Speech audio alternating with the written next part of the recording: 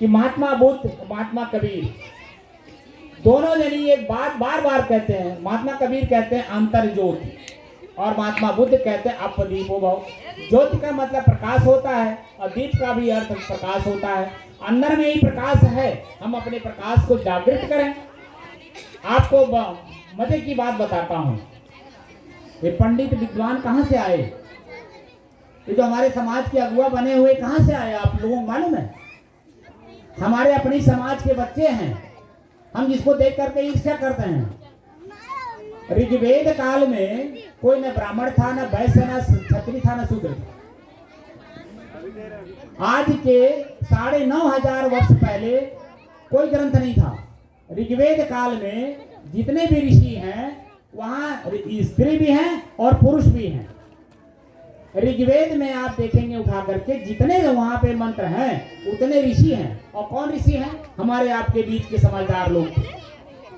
उन्हीं लोगों ने अपने बच्चों को समाज में जीने की कला सिखाने के दृष्टि से पास में रख करके उनके जीवन में जो बुराइयां थी उन बुराइयों को पहले त्याग करवाया।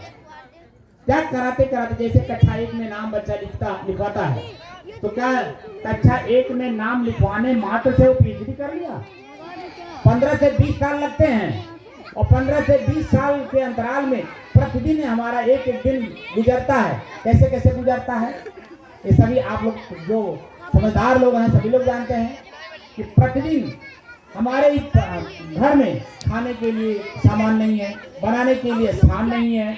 हम अपने बच्चे को क्या देंगे? पहले हम अपने आप को मजबूत कर लें, इतना मजबूत कर लें कि हम अपने बच्चे को जहाँ चाहें, जैसे चाहें, जिस रूप में चाहें वहाँ खड़ा कर सकें। तो सबसे पहले अपने जीवन में जो बुराइयाँ रॉ मटेरियल है, हम मनुष्य हैं। मनुष्य कैसे हैं? हम विचारवान हैं, इसलिए विचारवान है तभी मनुष्य हैं। अगर विचार नहीं है हम मनुष्य ही नहीं, राक्षस हैं। क्यों? क्योंकि अभी हमारे बच्चे यहीं पे आप देख रहे होंगे पुकार खा रहे हैं और आप ही हमारे बच्चे हैं। उनको इतना भी नहीं विचार है कि उसी पे लिखा रहता है कि इसके खाने से कैंसर होता है, मुंह में दुर्गंध आता है, दांत खराब होता है। ज्यादा पुकार खाने से आजकल जो डॉक्टरों का बड़ा भरमार हो गया। ये जो मुंह है ये दब जाता है, मांसपेशियां सिकुड़ जाती हैं, ये जो दांत है बैठ जाता है। उसको खुलवाने के लिए आपको डॉक्टर के पास जाना पड़ता है, यहाँ से लखनऊ और दिल्ली तक। सबसे पहले हमें रॉ मटेरियल को अपने जीवन से निकालना पड़ेगा, जान जान करके, समझ समझ करके और देख देख करके। तब हमारा मन प्रसन्न होगा, खुश होगा, आनंदित होगा और शब्द को हम समझेंगे तो धीरे धीरे धीरे धीरे पढ़ाई करेंगे और पढ़ाई कर करके हम अपने आप को उस लेवल पे ले आके खड़ा करेंगे जहां हम चाहते हैं। तो अपदीपो भव कैसे बनेंगे? मैंने प्रश्न पूछा था, ये जो शरीर है ये मैं हूँ या ये शरीर मेरा है? कि शरीर अगर मैं होता तो ये प्रश्न क्यों होता कि मेरे सर में दर्द हो रहा है? दूसरा, अगर ये शरीर मेरा है तो प्रश्न होता कि मैं कौन हूं इसी शरीर में? इसी शरीर में ही तो मैं हूं। और इसी शरीर को हम शीशे में देख देख करके अपने आप को मानते हैं, ये हूं, मैं वो हूं, और गोरा करते हैं। अरे जैसे हो वैसे रहो। जो इसमें कमी हो, मन में कमी है, शरीर में कमी नहीं है, मन में कमी है। मन के कमी को दूर करिए, शरीर, अगला शरीर जो मिलेगा वो गोरा हो जाएगा। जितने गोरे हैं पूरे वर्ल्ड में, जिसको हम अंग्रेज कहते हैं, उनके अंदर में आप जाकर के देखिए इतनी बुराइयां भरी पड़ी हैं, उतना हमारे बच्चों में नहीं हो। तो गोरा शरीर अगर लेना, नरक में जाना हो तो गोरा शरीर ले लीजिए या गोरा बन जाइए। अगर स्वर्ग में जाना हो तो सांवला और काला रहिए। भगवान कृष्ण सांवले और काले ही तो थे और पूरे वर्ल्ड को शिक्षा दिया उन्होंने।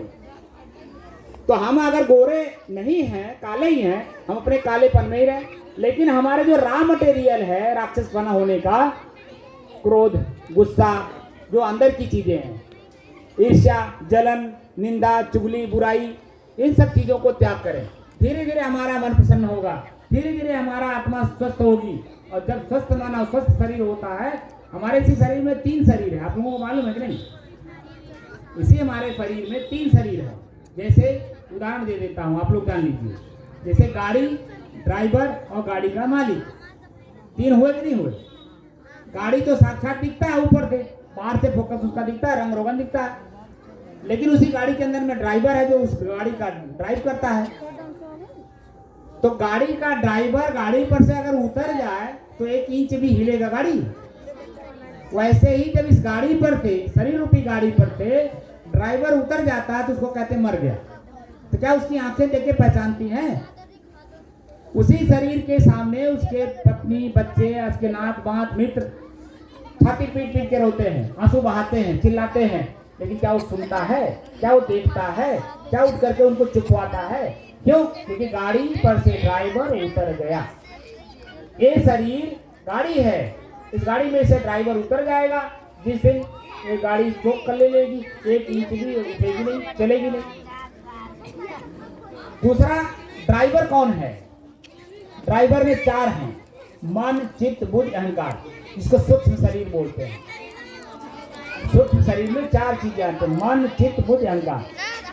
मन से हम मनन करते हैं, चित्त से अनुसंधान करते हैं, अनुसंधान माने रिसर्च, खोज करते हैं। मन से ही क्या करना है, क्या नहीं करना है, कहाँ जाना है, किससे मिलना है, क्या काम है, आज वर्तमान में क्या काम करना है, वर्तमान समय क्या कह रहा है, तरह तरह के जो प्रश्न होते हैं मन के अंदर में, उसे विचार करते हैं। और वो विचार सूक्ष्म शरीर है। ऐसी सूक्ष्म शरीर से हमारा शरीर चलता है। तीसरा मालिक है, जो दोनों का मालिक है, गाड़ी और ड्राइवर का जो मालिक है वही मैं हूँ। गरियावत कहाँ है? क्योंकि जो मन है वो भी मेरा है। कभी कभी आप लोग कहते हैं ना, मेरा मन आज बड़ा दुखी है, वहाँ जा, कहते हैं नहीं कहते हैं? आज मेरा मन बड़ा दुखी है। क्यों? क्योंकि हमने कुछ सोच लिया, मन मेरा दुखी है, इसका मतलब मन मेरा है। मैं मन हुआ नहीं। चित्त, आज मैं ऐसा सोच रहा हूँ, फला के पास जाऊंगा, फला बात कहूंगा, तो मेरा मन ऐसा सोच रहा है, मेरे बुद्धि में आज ऐसा जच रहा है, ऐसा मुझे करना है, मैं ऐसा करना चाहता हूं। तो रोशनियां तेज हो जाए, ये भी मेरा है। और जो कर्म होता है वो भी मेरा ही होता है। मान लीजिए हमने किसी को चटा मार दिया, उसका परिणाम क्या आएगा? दुख, पीड़ा और पश्चाताप। हमने न मारा होता तो आज जो मेरे सामने जो वर्तमान की स्थिति बिगड़ रही है वो ऐसा ना होता। ये चारों भी मेरे हैं। अब प्रश्न होता है सूक्ष्म मैं कौन हूँ? उसी को महात्मा बुद्ध ने अपने, यहाँ पे एक प्रश्न और आपको लोगों को बता देता, बड़ी गंभीर विषय बता देता। अब रहे वो ऋग्वेद से ही चला रहा है। जो हमारे अपने परिवार के, समाज के जो विशिष्ट लोग थे, जो समाज के पथ प्रदर्शक थे, उन लोगों ने जो दिया उसकी बात करता हूँ। ये शरीर मेरा है, मैं शरीर हूँ नहीं, तो मैं कौन हूँ? इसको जानने के लिए प्रश्न यहाँ और मैं करता हूँ कि भगवान और ईश्वर में क्या अंतर है। थोड़ा देर बैठ जाओ बेटा, आप लोग थोड़ी देर बैठ जाओ। भगवान और ईश्वर में क्या अंतर है बेटा? वही जो सुनी सुनाई बात बोल रही हो। हाँ नहीं बेटा, जानती नहीं हो, इसलिए शांत से जरा सुन लीजिए। भगवान और ईश्वर पर्यायवाची नहीं है। जो लोग पढ़े लिखे लोग हैं उन लोगों से प्रश्न करता हूं मैं। जो लोग मान लीजिए स्कूल नहीं गए वो लोग तो नहीं समझेंगे। हम लोग हिंदी पढ़ते हैं, हिंदी में जैसे भी मात्रा बदल जाता है, बिंदी बदल जाता है, कामा बदल जाता है, जहाँ फुल स्टॉप है वहां देखिए उसका अर्थ, भाव, क्रिया बदलता है कि नहीं? क्यों डॉक्टर साहब? हिंदी में जैसे ही बिंदी मात्रा बदला, उसका अर्थ, भाव, क्रिया बदलता है कि नहीं? बदल जाता है कि नहीं? तो भगवान और ईश्वर दो शब्द ही तो हैं। भगवान और ईश्वर दो शब्द ही तो हैं। तो जब शब्द है तो शब्द में जब अंतर है तो उसके भाव और अर्थ, क्रिया में अंतर होगा कि नहीं होगा? भगवान शब्द में कितने अक्षर हैं? 5। भ, ग, व, आ, न। भ भूमि, भू माने मिट्टी, ग गगन माने आकाश, व वायु माने हवा, आ से आग, न से नीर माने पानी। पंच प्रकृति को भगवान कहते हैं, जो हमारा आपका शरीर है। इसी शरीर में जो देवता निवास करता है उसी को जानने के लिए ईश्वर शब्द का प्रयोग किया गया है, जो महात्मा बुद्ध जी ने विपश्यना में करवाते हैं। ई धन स्वर, ई माने यह, स्वर माने श्वास। अपने श्वास को अपने से अलग दृष्टा और साक्षी भाव में होकर के देखना कि मेरा श्वास कैसे चल रहा है। जब मेरे मन में किसी प्रकार का द्वंद होता है, पीड़ा होती है, चिंता होती है, तो आपका श्वास अपने आप तेज चलता है। डॉक्टर साहब क्या करते हैं? आपका जो ब्लड प्रेशर बढ़ता है तो यहाँ हाथ पे जो मशीन रख करके चेक करते हैं, कहते हैं आपका ब्लड प्रेशर बढ़ा हुआ। तो ब्लड प्रेशर क्यों बढ़ता है? आपके मन में चिंता है, किसी बात का लेकर के द्वंद्व चल रहा है। उस द्वंद्व को जब तक आप खत्म नहीं करेंगे तब तक आपका जो ब्लड प्रेशर है वो सामान्य होगा नहीं। डॉक्टर साहब दवा देते हैं, लास्ट में कहते हैं जरा चिंता नहीं करिए, कहते हैं कि नहीं कहते हैं?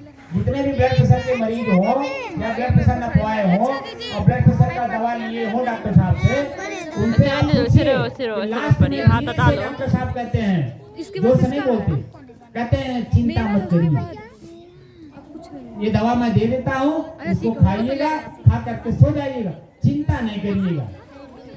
इसका मतलब है कि चिंता के कारण आपका ब्लड प्रेशर बढ़ रहा है।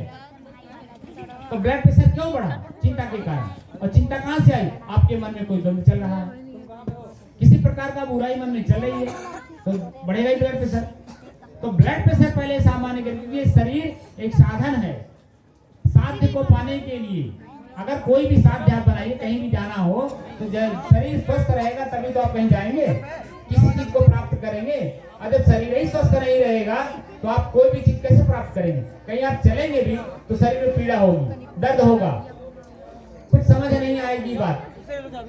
किसी के साथ में जाना होगा, अकेले आप जा नहीं सकते, क्योंकि आपके शरीर में दर्द है, पीड़ा है, किसी तरह की परेशानी है। क्योंकि आप कहते हैं मेरे सर में ऐसा दर्द, मेरे सर में दर्द हो रहा है, मेरे पेट में दर्द हो रहा है, मेरे शरीर में दर्द हो रहा है, मैं रह नहीं पा रहा हूँ, तरह तरह की चीजें आती हैं। तो उसको पहले स्वस्थ करते हैं तब कोई काम करते हैं। तो सबसे पहले हमें अपने स्वयं को स्वस्थ करना है। स्वयं को स्वस्थ करने के लिए 6 चीजों का हमेशा ध्यान रखिए। कोई भी काम करिए, उस काम में 6 चीजों को लगाइए। क्या है? शास्त्र, एक शब्द आता है शास्त्र। शास्त्र आप लोग सुने होंगे, जिसका हम लोग बहुत आलोचना करते हैं। वास्तव में शास्त्र आपके अंदर में एक शक्ति है। अपनी शक्ति का हम कैसे आलोचना करेंगे बताइए?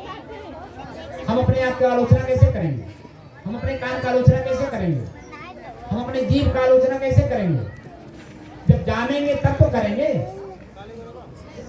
तो जो शास्त्र शब्द है, जो शास्त्र हमारे ब्राह्मण लोग, पंडित लोग, संत लोग, विद्वान लोग पढ़ते हैं, वो वास्तव में आपके अंदर एक शक्ति है। उसको जगाने के लिए पढ़ाया जाता है, जगाया जाता है, ज्ञान कराया जाता है। वो क्या है? शास्त्र शब्द को जब संधि विच्छेद करेंगे तो 2 शब्द बनता है, क्षय अस्त्र। क्षय माने क्षय, अस्त्र माने हथियार। हमारे दुश्मन कितने हैं? 2 तरह से दुश्मन है। एक बाहर का दुश्मन, उसको मारने के लिए सुई से लेकर के और मिसाइल तक है, परमाणु बम तक है। और अभी आपने देखा होगा रूस और यूक्रेन के युद्ध में, आपने देखा होगा ऐसे ऐसे हथियार हैं जो हमने कभी कल्पना नहीं की होगी, वो भी सामने आपके टीवी पे दिखाई दे रहे हैं। तो बाहर का दुश्मन मारने के लिए तो बाहर के सुई से लेकर के आप परमाणु बम तक है, लेकिन एक दुश्मन आपके अंदर है, उसको कैसे मारेंगे? आपके अंदर ही एक दुश्मन है, वो आपके पास 24 घंटा रहता है और बड़ा प्रेम से आपको वो धोखा देता है, आपके साथ ठगी करता है। वो है आपका अपना मन। अपने ही मन को कैसे मारेंगे? कैसे जानेंगे कि मेरा मन हमारे साथ हित कर रहा है या मेरे साथ छल कर रहा है? तो वहाँ पे 6 चीजों का जो 6 प्रश्नवाचक चिन्ह है, क्या, क्यों, कैसे, कब, कहाँ और कौन। जैसे कोई मन में विचार उत्पन्न हो, मछली खाना है, तो मछली क्यों खाना है? माताएं बहुत पसंद करती होंगी, यही लोग आदेश देती हैं, तभी पुरुष लोग जाके नदी में मारते हैं, नहीं तो उनकी हिम्मत ना हो कि वो मछली मार सके। ये माताएं आदेश देती हैं, गलत तो नहीं कह रहा हूँ। इसलिए आप अपने स्वयं अपने आप में प्रश्न करिए कि मछली खाना है तो क्यों? क्योंकि मछली का जो शरीर है वो मांस का लोथड़ा है और कुछ नहीं है, और उस मांस के लोथड़े में रोग है, और रोग अपने शरीर में जब आप धारण करेंगे स्वयं रोगी होंगे कि नहीं? मांस के लोथड़े में क्या है? रोगी तो है। और अगर आप खाएंगे तो आपका शरीर भी अस्वस्थ होगा। कोई भी मान लीजिए बीड़ी पीने का मन कर दिया, किसी को गैस बना हो, किसी ने शिक्षा दे दिया कि बीड़ी पी लीजिए गैस खत्म हो जाएगा, तो बीड़ी पिए गैस खत्म हो गया तो उसको वही खत्म कर देना चाहिए। लेकिन आदत में उतार लिए तो आपका मुंह दुर्गंध मारेगा, आप सब बैठ नहीं सकते, अच्छी चीजें सोच नहीं सकते, क्योंकि वो बार बार जब आदत बन जाएगा तो आपकी जो मांसपेशियां है ना इस मुंह के अंदर में, होठ के अंदर, वो बार बार चिंचिनाई करेंगी, बार बार उसी को मांगेंगी। तो आपका जो मन है बार बार उसी पे जाएगा, तो अच्छी चीज सोचेगा कहाँ? अच्छी चीज सोचेगा नहीं तो अच्छा करेगा कैसे? और अच्छा करेगा नहीं तो बाबा लूटेगा कैसे? आज इस जिन महापुरुषों का हम लोग जन्मदिन मना रहे हैं, वो भी हमारे आपके बीच यही तो थे। उन्हें जो रॉ मटेरियल था त्याग कर दिया, आचरण में उन्होंने अच्छी चीजें उतारी और अपने आप को समझा कि मैं शरीर नहीं हूँ, शरीर मेरा है। इसी शरीर को हमारे समाज के जितने भी लोग हैं वो धारण करके दुखी और पीड़ित हैं। इनकी पीड़ा कैसे मुक्त हो सकते हैं? क्योंकि वो राजनीतिक क्षेत्र है, वो राजनीति में जाकर के उन्होंने आप सभी लोगों के लिए एक ऐसा संविधान बनाया। संविधान, विधान माने नियम होता है, सम माने बराबर। हमको आपको एक जगह बैठ करके, एक विद्यालय में एक टाट पे बैठ करके पढ़ने के लिए, सीखने के लिए, जानने के लिए, करने के लिए प्रेरणा दी। तो प्रेरणा कहाँ से मिलेगा? जब हमारे अंदर में खुद ही बुराई है, हम वहां जा नहीं सकते। स्कूल में जाएंगे, मान लीजिए, देखिए आप लहसुन खा के जाइए या प्याज कच्चा खा के जाइए तो मुंह से दुर्गंध आता है। और जब दुर्गंध आएगा तो आप ही का नाक बताता है तो दुर्गंध, अपने बच्चे को आप उठा के बाहर कर देंगे, क्योंकि आपका नाक बताता है कि ये लहसुन खा के आया, बहुत दुर्गंध मार रहा है, प्याज खा के आया दुर्गंध मार रहा है, इसलिए उसको उठा के बाहर कर देंगे। तो कोई किसी को बाहर नहीं करता है, कोई किसी के ऊपर द्वेष नहीं करता है। ये हमारा चरित्र, हमारा आचरण हमारे ऊपर ऐसा करवाता है। इसलिए हम जोर दे करके आप लोगों से कह रहे हैं, अगर वास्तव में महात्मा बुद्ध, डॉक्टर भीमराव अम्बेडकर, कबीर, ज्योतिराव राम फुले या रविदास जी से प्रेम करते हैं तो उनकी बातों को अपने जीवन में धीरे धीरे अमल करिए। और अमल इतना करिए कि धीरे धीरे आपके अंदर में जो बुराइयां हैं वो छूटने लगी। अपने को खुद पढ़िए, खुद जानिए, खुद देखिए। किसी कवि ने लिखा है, दर्शन को भी नहीं चाहिए तो दर्पण माजत रहिए, और दर्पण लागी काई तो दरस कहाँ से पाई। हमारा चेहरा हमको खुद दिखना चाहिए। जैसे शीशे में अपने बाहरी चेहरे को देखते हैं कि मेरे चेहरे पे कुछ लगा तो नहीं है, इसको साफ करते हैं तो हम समाज में जाते हैं। वैसे मेरा चरित्र रूपी जो चेहरा है उसको भी देखिए कि मेरे चरित्र रूपी चेहरे पे कुछ दाग तो नहीं लगा है, किसी तरह की बुराई नहीं है। अगर बुराई है तो मन भयभीत होगा, और जब मन भयभीत है तो किसी अच्छे समाज में, अच्छे लोगों के बीच में अच्छी चीजों को सीखने में आपका मन खुद ही भयभीत होगा। और खुद ही भयभीत होंगे तो वो उसको सीखेंगे कैसे, जानेंगे कैसे? इसलिए स्वयं के अंदर में जो बुराइयां हैं, इन बुराइयों को त्याग करने का काम आप लोग करिए। आजकल मैं आप ही लोगों के लिए बहुत अच्छा चीज लेके आया हूँ। ये सहज रूप से अपने आप को कैसे पढ़ें, सहज रूप से। विपश्यना में तो 10 दिन वहां आपको बैठा देते हैं और खाली श्वास को देखने की बात करते हैं।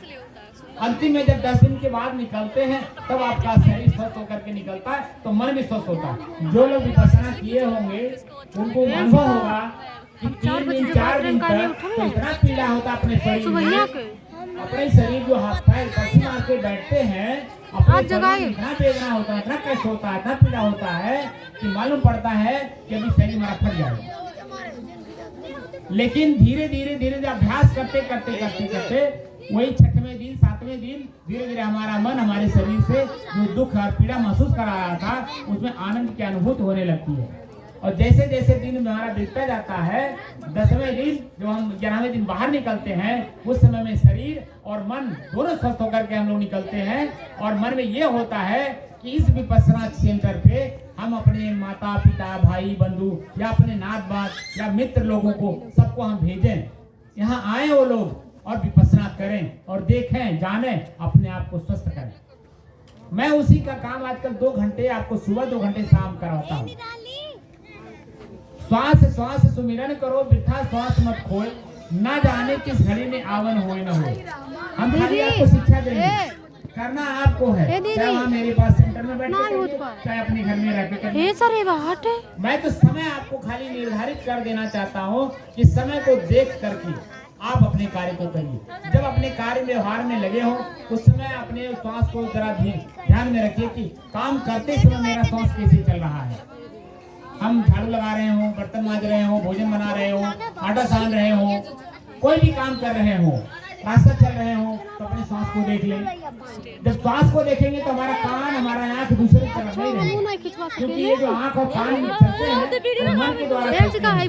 जब मन मेरे पास रहेगा तो आंख बाहर होते हुए भी हम देखते हुए भी नहीं देखेंगे, सुनते हुए भी नहीं सुनेंगे। पास में बैठ कर कोई हमारी बुराई कितना भी कर ले, और जब मेरा कान वहां नहीं रहेगा, बात को सुनेंगे ही नहीं, तो मन में पीड़ा होगी क्या? लेकिन अगर हम दूर में हैं और हम कोई भी मान लो किसी दूसरे का बुराई कर रहा हो और मेरा कान सुन लिया, तो अधूरा सुनता है तो समझ लेगा मुझे कह रही है, बस उठा करके जमा झाड़ करना शुरू हो जाएगा। तो कान को अपने पास रखिए, आंख को अपने पास रखिए, जीभ को अपने पास रखिए। ये जो शरीर है, इस शरीर को अपने पास रखिए, क्योंकि ये शरीर मेरा है, ये शरीर मैं नहीं हूँ। और जो भी गलती करते हैं हम इसी शरीर को मैं मान करके करते हैं। जब शरीर मैं नहीं हूँ, ये मेरा है, तो गलती नहीं होगा। जैसे कपड़ा है, इसको मालूम हो गया कि गंदा हो गया है, तो इसको बाहर अगर है तो हम ये सोचेंगे कि हम घर कब पहुंचे और कब अपने कपड़े को उतार कर इसमें पानी और साबुन से धो करके स्वच्छ करें और फिर इसी को दोबारा पहनना है। तो ऐसे हमारा मन है, एक कपड़ा है, इसका मन रूपी कपड़े को स्वस्थ कैसे बने, स्वस्थ कैसे करें, उसके लिए साधना, चिंतन, मनन, संतों का समागम, स्वयं चिंतन, स्वयं का पठन पाठन, ये होते रहना चाहिए। और यही हमारे जो महापुरुष हैं, उन लोगों ने इसी का शिक्षा हम लोगों को दे करके गए हैं। और मैं चाहता हूँ उन्हीं शिक्षा को आप लोग भी धारण करें, ताकि आप लोग जब स्वस्थ रहेंगे तो आपके बच्चे भी स्वस्थ रहेंगे, और जब बच्चे स्वस्थ रहेंगे, यही आगे हमारे देश के भविष्य हैं, ये भी हमारे देश को भविष्य में स्वस्थ और सुखी रखेंगे। जय भीम, जय कबीर साहेब।